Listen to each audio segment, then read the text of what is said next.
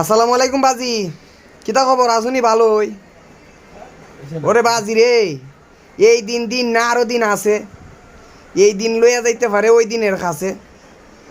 তো আপনারা টিও জানুন যে আমার প্রতি অন্যায় হইছে, তবু যে তার সাফাই গাইতেছেন আর তার পক্ষে আছেন আর যত কিছুই করতেছেন, আয়ারিং ফিলার টায়ারিং ফিলার, আহা বধু কত সুন্দর অভিনয় জানে, কইতে হয় বারবার।